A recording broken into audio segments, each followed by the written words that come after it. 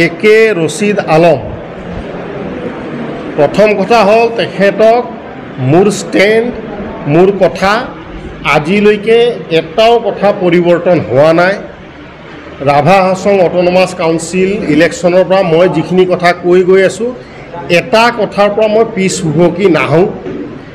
একে ৰচিদ আলমে কৈছে মই আৰু তেওঁ একেটা মাকৰ পেটৰ সন্তান। মইতো কওঁৱে ভাৰতত বসবাস কৰা মুছলমানে নহয়, বাংলাদেশ পাকিস্তান আফগানিস্তানত বসবাস কৰা প্ৰতিটো মুছলমানৰ পূৰ্বপুৰুষ হিন্দু আছিল। কাৰোবাৰ পূৰ্বপুৰুষ মৃত্যু স্বীকাৰ কৰিছে, ধৰ্ম পৰিৱৰ্তন কৰা নাই, কাৰোবাৰ পূৰ্বপুৰুষ ধৰ্ম পৰিৱৰ্তন কৰি লৈছে। গতিকে মহম্মদ আলী জিন্নাৰ ককাৰ নাম পুঞ্জাৰাম ঠক্কৰ। ধৰ্মৰ আধাৰত দেশৰ বিভাজন হৈছে। 95% ভোট পুলিং হৈছিলে, অকল মুছলমান মানুহৰ ভোট পুলিং হৈছিলে। তাৰে 90% মানুহে ধৰ্মৰ আধাৰত বেলেগ দেশ লাগে বুলি ভোট দিছিলে। সেই ভোটক লৈ ইংৰাজসকলে দেশক বিভাজন কৰিছিলে। চৰ্দাৰ বল্লভ ভাই পেটেলৰ একদম অন ডকুমেণ্ট স্পীচ আছে যে যদি আপোনালোকে ভোট দি দেশ বিভাজন কৰিছিলে তেতিয়াহ'লে সেই দেশলৈ নগ'ল কিয়? যদি এই দেশতে থাকিব লগা আছিল ভোট দেশ বিভাজন নহ'ল হয়। আমাৰ কথাটো হৈছে দেশ বিভাজন ধৰ্মৰ আধাৰত হৈছিল, ভুল সিদ্ধান্ত আছিল। মহম্মদ আলী জিন্না আৰু জৱাহৰলাল নেহৰুৰ মাজত হিন্দু মুছলমানৰ নামত দেশ বিভাজন হৈ যোৱাটো অতি দুৰ্ভাগ্যজনক। একে ৰচিদ আলমক কৈ দিব প্ৰতিটো মুছলমানৰ পূৰ্বপুৰুষ হিন্দু আছিল, লগা হ'লে তেওঁ নিজৰ DNA টেষ্ট কৰাই ল'ব। আৰু যি ধৰণে এটা শিশু জন্ম লওঁতে হিন্দু হৈয়ে জন্ম লয়, এটা ধৰ্মত বেপটাইজ কৰা হয়, তাক চাৰ্চত লৈ গৈ হলি ৱাটাৰ দি তাক খ্ৰীষ্টান কৰা হয়। একে ৰচিদ আলমক 8 বছৰ নে 9 বছৰ নে 7 বছৰত কৰিছিলে চকু বন্ধ কৰি, 2 হাত ধৰি, মুখ বন্ধ কৰি, 2 ভৰি ধৰি। তেওঁ কেতিয়া মুছলমান হৈছিল শিশুৰ পৰা সেইটো তেওঁ সুধি ল'ব। সেইটো হ'ল 1 নম্বৰ কথা। উচ্ছেদক লৈ মোৰ কথা যিটো মই আগৰ পৰা কৈ আহি আছোঁ, এতিয়াও কৈ আহি আছোঁ, আমাৰ কোনো হিন্দু মুছলমান নাই। আমি দেশৰ নিয়ম মানি চলা মানুহ। প্ৰতিটো হিন্দুও মানিব লাগিব, প্ৰতিটো মুছলমানো মানিব লাগিব। আমি এটা কথা যিটো মোক গুৰিয়া ঢাপত কথা সুধিছিলে, উচ্ছেদ গুৰিয়া ঢাপত আটাইতকৈ বেছি হৈছে। গুৰিয়া ঢাপত আমি জিকিছোঁ। মই ভাৰতীয় জনতা পাৰ্টীৰ হৈ গোৱালপাৰা জিলাৰ যিটো ৰাজনৈতিক প্ৰস্তাৱ তাৰ বাহিৰে এটাও শব্দ মই ক'ব নোৱাৰোঁ। মই গোৱালপাৰা জিলাৰ যিটো ৰাজনৈতিক প্ৰস্তাৱ আছে সেই প্ৰস্তাৱটোৱে কৈছোঁ। এতিয়া থাকি গ'ল যিখিনি মানুহৰ উচ্ছেদৰ কথা আহি আছে। আপোনালোকে এটা কথা বুজক, এই 2014ত আমাক ভোট দিয়া নাই, 2016ত আমাক ভোট দিয়া নাই, 19ত ভোট দিয়া নাই, 21ত ভোট দিয়া নাই, 24ত ভোট দিয়া নাই। আমাৰ পৰা কিয় এক্সপেক্ট কৰে আপোনালোক? আপোনালোক ভোট নিদিয়াকৈ আমি চব দি আছোঁ, গতিকে আমাৰ পৰা কিয় এক্সপেক্ট কৰে?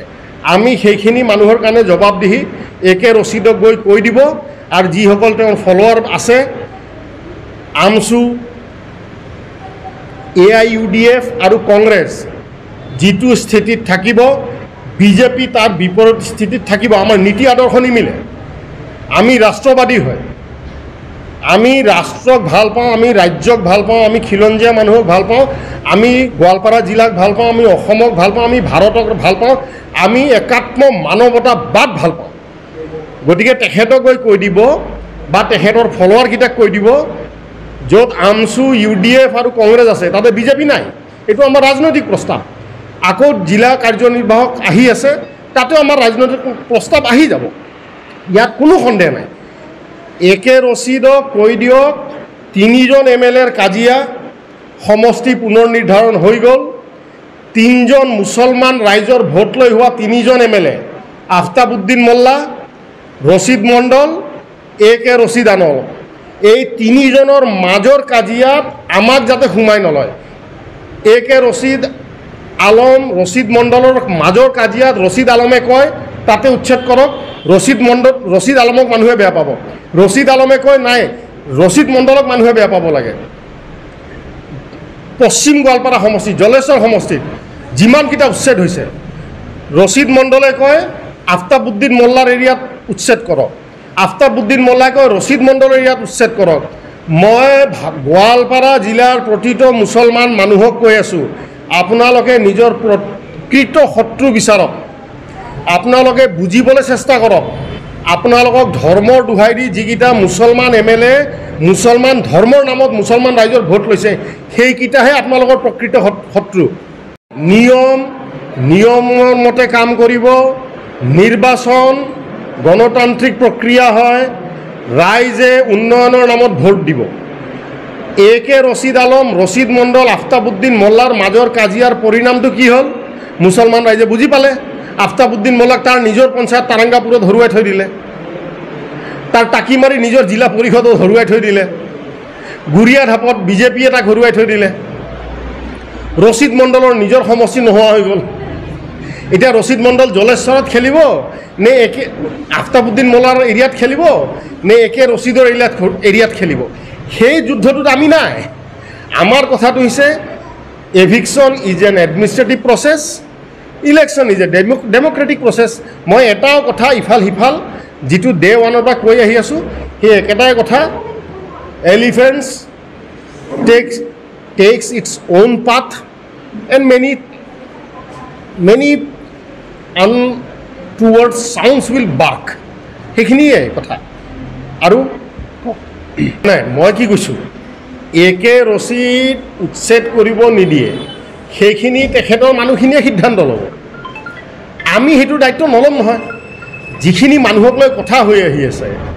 সেইখিনি মানুহ আমাক কেতিয়াও ভোটে দিয়া নাই আমি সেইখিনি মানুহৰ বিষয়ে কিয় কথা পাতিম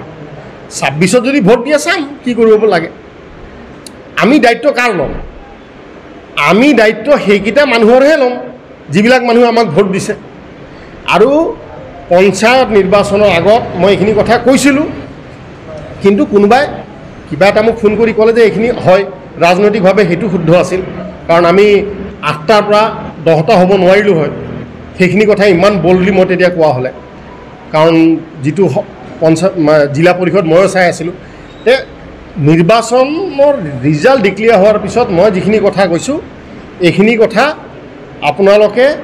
ৰাইজৰ মাজত লৈ যাওক মই এটাও কথা লুকাই কথা কোৱা মানুহ নহয় মই যিটো কৈছোঁ ভাৰতীয় জনতা পাৰ্টিৰ গোৱালপাৰা জিলাৰ ৰাজনৈতিক প্ৰস্তাৱ আকৌ জিলা এক্সিকিউটিভ হ'ব তাতে সেই প্ৰস্তাৱবিলাক আহিবই আৰু আমি জিলাখন বচাব বিচাৰোঁ আৰু এভিকশ্যনক লৈ ক্লিয়াৰ কথা যিবিলাক মানুহৰ চৰত মাটি আছে তাতেও মাটি ভোগ কৰি আছে ৰেভিনিউ খাছ লেণ্ডতো মাটি ভোগ কৰি আছে ফৰেষ্টতো মাটি ভোগ কৰি আছে 3 জেগাত মাটি ভোগ কৰি আছে সেই বিষয়ে অধ্যয়ন চলি আছে 26ত গোৱালপাৰা জিলাত কংগ্ৰেছৰ চিম্বলত এটাও MLA নাথাকে মই আজি 2 মাহৰ পৰা কথা কৈ আছোঁ আপোনালোক মানি লওক মইতো কৈ আছিলোঁ আমি গুৰিয়া ঢাপ জিকিছোঁ আফতাবুদ্দিন মোল্লাৰ হোম পঞ্চায়ত আমি জিকিছোঁ আমি কোৱা প্ৰতিটো কথা সত্য প্ৰমাণিত হৈ গৈছে গোৱালপাৰা পূব বিধানসভা সমষ্টিত লোকসভা নিৰ্বাচনত যি ধৰণে ধৰ্মীয় মেৰু বিভাজনত ৰকিবুল হুছেইনে ভোট পাই গৈছিল সেইটো চিন্তনীয় বিষয় আৰু এতিয়া কোনটো চাহৰ দোকানত কি আড্ডা চলি থাকে কোনে চাহ খাওঁতে কি কৈ আছে এই যোৱা 5 দিনৰ পৰা আমি সকলো খবৰ পাই থাকোঁ গতিকে এই খবৰবিলাকক লৈ আমি অলপো চিন্তিত নহয় খবৰবিলাকৰ কাউণ্টাৰবিলাকে এই চাহ খাই থকা মানুহবিলাকক কৈ দিব এইটো ভয়ানক সংকেত তেওঁলোকৰ ওপৰতহে আহি আছে সময়ৰ উপযোগী এটা সিদ্ধান্ত হয় 2014ৰ আগত এনেকুৱা বহুত অঞ্চলত হিন্দু ছোৱালীক বলাৎকাৰ কৰা হৈছিল য'ত তেতিয়াৰ মন্ত্ৰী প্ৰবল প্ৰতাপী মন্ত্ৰী এজনে এৰেষ্ট হ'ব নিদিয়ে যে ইয়াক এৰেষ্ট নকৰিব অকল হিন্দু ছোৱালী নহয় মুছলমান ছোৱালীকো বলাৎকাৰ কৰা হৈছিল যে নাই এইকেইটা আমাৰ ভোট বেছ তুষ্টিকৰণ নহ'ব যোনে ক্ৰাইম কৰিব তাৰ ওপৰত শাস্তি হ'ব আৰু য'ত মই এটা প্ৰশ্ন আপোনালোকক সুধিছোঁ 90% হিন্দু এৰিয়া দুটা টেটৰ মুছলিম ছোৱালী যায় সম্পূৰ্ণৰূপে সুখ শান্তি থাকে পুৰা নিৰ্ভয় গৈ স্কুলত ক্লাছ কৰে কিন্তু 90% মুছলিম এৰিয়াত দুজনী হিন্দু টেট ছোৱালী গৈ শান্তিত কিয় ক্লাছ কৰিব নোৱাৰে কিয় তাহাঁতক মানসিক অত্যাচাৰ দিয়া হয় ইয়াৰ উত্তৰ মুছলিম সমাজে দিব লাগিব আৰু মই গুৰিয়াধাপ নিৰ্বাচনত মই প্ৰতিটো মুৰব্বী সমাজক এই প্ৰশ্নটো সোধা মই ভাল পাইছোঁ মই হাতজোৰ কৰি মুছলমান সমাজৰ যিসকল নেতৃস্থানীয় ব্যক্তি আত্মবিশ্লেষণ কৰক এইবিলাক সিদ্ধান্ত আমি কিয় ল'ব লগা হৈছে আজি কংগ্ৰেছৰ চৰকাৰ থকা হ'লে দুৰ্গা পূজাত কোনো ভাল ঘৰৰ ছোৱালী গৈ শান্তিত মেলা চাব নোৱাৰে বিহুত শান্তিত ওলাই যাব নোৱাৰে যাৰ যেনেকৈ মন যায় গাত খুন্দা মাৰি থৈ যায় না পুলিচে কেছ লয় না সমাজে ব্যৱস্থা লয় সামাজিকভাৱে এতিয়া এটা সাহসিক চৰকাৰ আছে নীতি আদৰ্শৰ চৰকাৰ আছে দুখীয়া মানুহৰ পইচা কোনো খাব নোৱাৰিব অৰুণোদয় যদি মুছলমানে পাইছে হিন্দুও পাইছে মহিলাসকলক আমি শক্তিশালী কৰি আছোঁ না হিন্দু অঞ্চলত কোনো মুছলমান ল'ৰাই হিন্দু ছোৱালীক গৈ অপমান কৰিব না মুছলমান অঞ্চলত কোনো হিন্দু ল'ৰাই গৈ মুছলমান ছোৱালীক অপমান কৰিব আমি সকলোৱে মিলিজুলি ভাৰত নিৰ্মাণ কৰিব লাগিব সকলোৱে APJ আব্দুল কালামৰ মডেল ল'ব লাগিব নৰেন্দ্ৰ মোদীৰ মডেল ল'ব লাগিব চৰ্দাৰ বল্লভভাই পটেলৰ মডেল ল'ব লাগিব মহম্মদ আলী জিন্নাৰ মডেল আৰু জৱাহৰলাল নেহৰুৰ মডেল কংগ্ৰেছৰ মডেল আমাৰ মডেল APJ আব্দুল কালামৰ মডেল আমাৰ মডেল নৰেন্দ্ৰ মোদীৰ মডেল আমাৰ মডেল অটল বিহাৰী বাজপেয়ীৰ মডেল সুভাষ চন্দ্ৰ বসুৰ মডেল এই মডেলত সকলোৱে সামিল হওক আমি সুন্দৰ গোৱালপাৰা জিলা এটা গঠন কৰিব গৈ আছোঁ নহয় কংগ্ৰেছৰ দিনত কিমান কমিউনেল ৰাইট হৈছে কিমান মুছলমানক হত্যা কৰা হৈছে মুছলমান মানুহে এইখিনি প্ৰশ্ন নুসুধে বামপন্থী যিবিলাক চিন্তাবিদ আছে তেখেতসকলে সেই প্ৰশ্নটো নুসুধে কিয় আমাৰ বিজেপিৰ দিনত ক্ৰিমিনেলৰ শাস্তি হ'ব যিয়ে ভাল কাম কৰিব সি পুৰস্কৃত হ'ব সি হিন্দু হওক বা মুছলমান হওক দুখীয়া মানুহৰ আঁচনিত কোনো টকা খাব নোৱাৰিব এতিয়া পঞ্চায়তক লৈ কি চলি আছে গোৱালপাৰা জিলাত সেইকাৰণে আজি আমি বহিছোঁ গোৱালপাৰা জিলাখনক লৈ কংগ্ৰেছৰ দিনৰ সেই দালালবিলাক সেই দালাল ৰাজচক্ৰ যে পঞ্চায়ত প্ৰেচিডেণ্ট পাতি দিম কোনোবা আঞ্চলিক পঞ্চায়তৰ প্ৰেচিডেণ্ট পাতি দিম সেই পাকত যোনে ফচিব এইবিলাক সকলো আমি চাই আছোঁ